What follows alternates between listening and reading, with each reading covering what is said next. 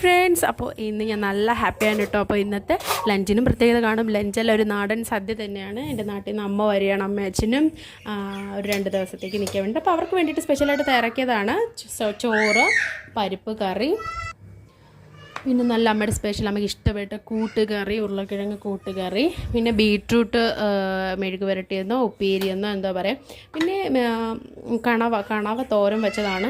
എന്തെങ്കിലും ഒരു fish item ഉണ്ടാക്കണം എന്ന് തോന്നി, അങ്ങനെ കണവ. അത് കഴിഞ്ഞ് അവിയൽ.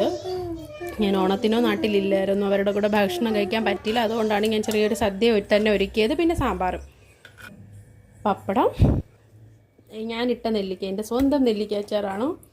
പിന്നെ അറ്റ് ലാസ്റ്റ് പായസം. ഇനി ഇതെല്ലാം ഞാൻ തയ്യാറാക്കി വെച്ചിട്ടുണ്ടെങ്കിൽ എനിക്ക് അവരെ വിളിക്കാൻ വേണം, അവരെ കൂട്ടിക്കൊണ്ട് വന്നിട്ട് വേണം എനിക്ക് അവർക്ക് സദ്യ വിളമ്പി കൊടുക്കാൻ. നല്ല സന്തോഷത്തോടെ അവർ കഴിക്കുന്നത് കാണാൻ. അപ്പോൾ വീഡിയോ ഇഷ്ടമാണെങ്കിൽ ലൈക്ക് ചെയ്യണം, സബ്സ്ക്രൈബ് ചെയ്യണം. ബൈ.